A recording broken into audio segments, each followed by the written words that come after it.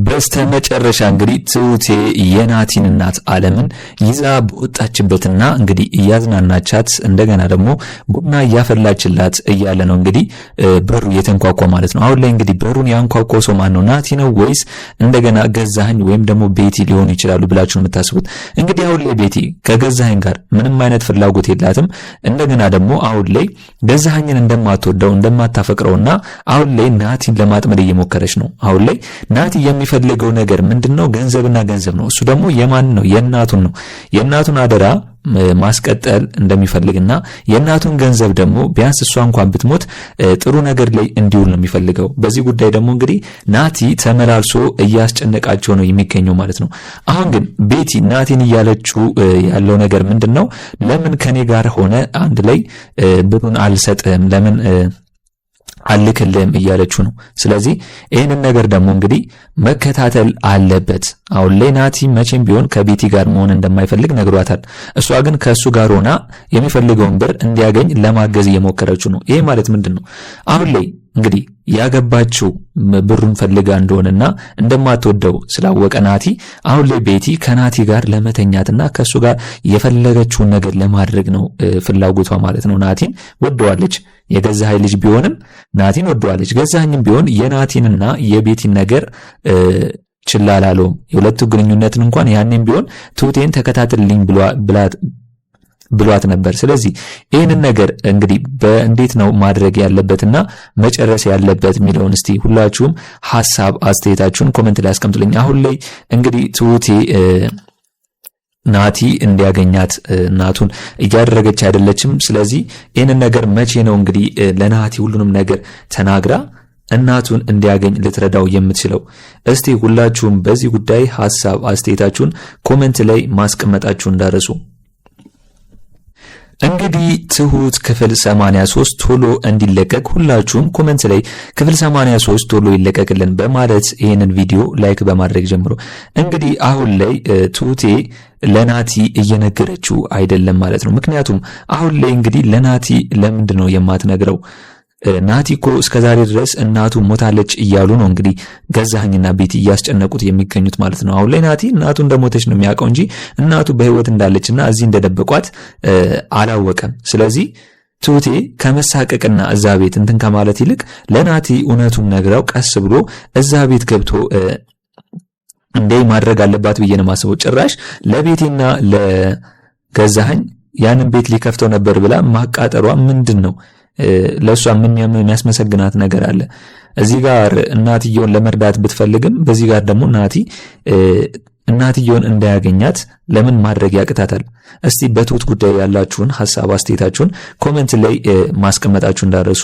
እንግዲህ ቢያንስ እንኳን ትሁቴ ናቲ ልጇ እንደሆነና አሁን ላይ በህይወት እንዳለ ታውቃለች። አሁን ደግሞ እናትየው ናቲን የገደሉባት ነበር የመሰላት። ቢያንስ እንኳን ትሁቴ ምንም ነገር እንኳን ቢያቅታት ለናትየው ናቲ በህይወት መኖሩን ተስፋ መስጠት አለባት ብዬ ነው የማስበው። ጫፉን እንኳን መናገር አለባት። ነገር ግን አሁን ላይ ትሁቴ ለምን ይሄንን ነገር የማታደርግበት ምክንያት ምን ይሆናል ብላችሁ የምታስቡት? ምክንያቱም ናቲ እናቱ ክፍል እንዳይገባ እንኳን ያኔ ከልክሏል።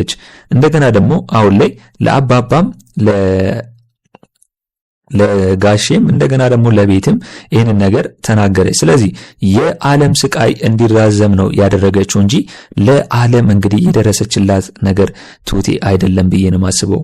አሁን ላይ እንግዲህ ናቲ ገዚሽ ጋር መጥቶ የእናቴን ሀብት ንብረት በሙሉ ማግኘት እፈልጋለሁ ስጠኝ ብሎታል ማለት ነው። ስለዚህ ይህንን ሀብት ንብረት በሙሉ እንግዲህ መስጠትና መቀበል አለበት ብዬ ነው የማስበው። ይህንን ነገር ግን ካላደረገ ለምን አሁን ላይ እንግዲህ ገዛኸኝ ለናቲ ያለው ነገር ምንድነው?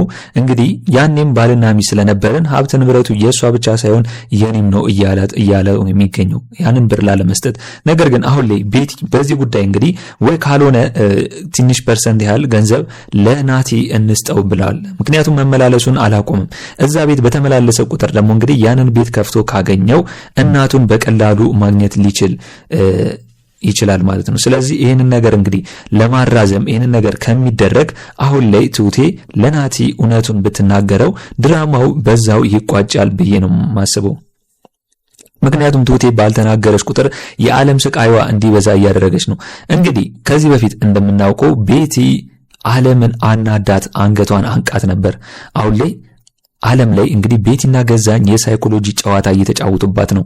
እሷ ሁሉን ነገር እንደገደለች ልጇንና እንደገና ደግሞ ጥፋተኛ እንደሆነች ነው።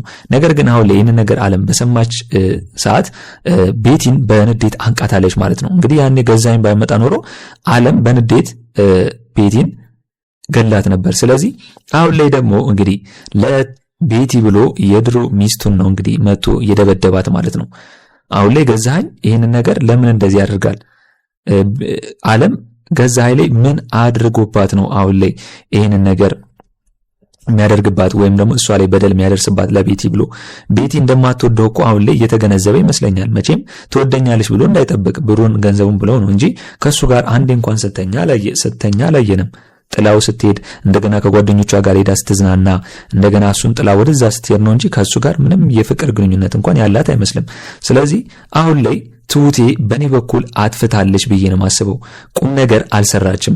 ጭራሽ የሷ ስራ ውጤት አሁን ላይ የዓለም ስቃይ እንዲበዛ እያደረገች ነው። ናቲ በዛን ሰዓት የክፍሉን ቁልፍ አግኝቶ እናቱን ነፃ ማውጣትና ሀብቱንም ያተርፍ ነበር። እንግዲህ የግድ ድራማው እንዲራዘም ስለሆነ ነው እንጂ በዛን ሰዓት ቶሎ ያልቅ ነበር ብዬ ነው የማስበው። ነገር ግን አሁንም ቢሆን በሩን ያንኳኳው ናቲ ከሆነና ያንን ቤት እንግዲህ ካልተቆለፈ ከከፈተውና እናትየውን ካገኛት ይሄም ቢሆን ዞሮ ዞሮ አሪፍ ነው ብዬ ነው የማስበው። ነገር ግን ትሁቴን ይታዘባታል። እንዴት እናቴ እዚህ ቤት እያለች እስካሁን ለኔ ሳትነግሪኝ ደበቅሽኝ ብሎ እሷን ሊናገራትና ሊበሳጭባት ይችላል ማለት ነው። ስለዚህ አሁን ላይ በዚህ ጉዳይ እንግዲህ ምንድነው ሐሳብ መስጠት የምትፈልጉ ሁላችሁም? ትሁቴ ምን ማድረግ አለባት ከዚህ በኋላ? እስከዛሬም ድረስ ያደረገችው ይሄ ነገር እንዳይታወቅ ከሆነ ቀስ ብላ ለናቲ ሁሉንም መረጃዎች ቁልፉ የት እንደሚገኝ። ስለዚህ እንግዲህ ትሁቴ እስከ መቼ ነው ለመደበቅ ያሰበችው ወይም ደግሞ ለናቲ መናገር የከበዳት? እስከ መቼ ነው? መች ነው እንግዲህ ዓለምን ነፃ የምታወጣት በስተመጨረሻው? እስቲ ሁላችሁም በዚህ ጉዳይ ሐሳብ አስተያየታችሁን ኮሜንት ላይ በማስቀመጥ ማድረስ ትችላላችሁ። ዓለም ምንም ያህል ብትናደድም ወይም ደግሞ ምን ያህል እዛ ቤት ቢዘጋባትም ምግብ ባይሰጧትም ነገር ግን ትሁቴ ለዓለም እንደምንም ብላ ምግብ እየሰጣቻትና ያለውን ነፃነቷን ደግሞ እንግዲህ ከዛ ቤት ከተቆለፈባት ቤት እንድትወጣ እያደረገቻት ነው ያለችው። ነገር ግን አሁን ላይ የዓለም ፍላጎት ምንድነው? ልጇን ማግኘት። አሁን ላይ ልጇ የት እንዳለ ስለማታውቅ አሁን ላይ እርሱን ማወቅና የት እንዳለ ማየት ነው ፍላጎቷ ማለት ነው። ይህንን ነገር ማድረግ እንግዲህ ከቻለች ሁሉም ነገር ጥሩ ይሆናል ብዬ ነው የማስበው።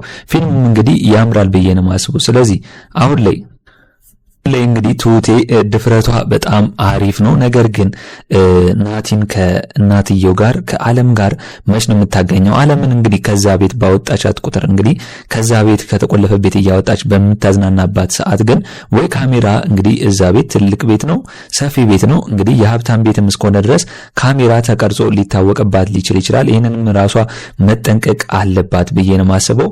ካልሆነ ደግሞ እንግዲህ አንድ ሰው እዛ ወይ ገዛኝ ወይ ቤቲ ደግሞ ትሁቴን እንደዛ ስታደርግ ካዩ እሷ ላይም ይለወጡባታል። ስለዚህ ትሁቴ የካሌብ አባት እንደሚላት በኔ በኩል መጠንቀቅ አለባት። ካልተጠነቀቀች ግን ራሷ ላይ እንደሚዞርባት ግድ ነው ማለት ነው። እስቲ እናንተስ በዚህ ጉዳይ ሁላችሁም ሐሳብ አስተያየታችሁን ኮሜንት ላይ ማስቀመጣችሁ እንዳረሱ። እንግዲህ በስተመጨረሻ አሁን ላይ ቤቲ የዓለምን ንብረትና የገዛኸኝን ንብረት ሁለቱንም ለመውረስ ነው ፍላጎቷ። ምክንያቱም አሁን ላይ ልጁ እያስቸገረ ስለሆነ ሀብት ንብረቱን ደግሞ እንግዲህ ገዛኸኝ ለቤቲ ሊያስተላልፍላት ከጫፍ ስለደረሰ ይህን ነገር ደግሞ እንግዲህ ቤቲ ስለምትፈልገው ይህን ሀብት ንብረት ግን ከያዘሽ በኋላ ዞር ብላ ወደ ገዛኸኝ የምትሸና አይመስለኝም፣ የምትመለስ አይመስለኝም።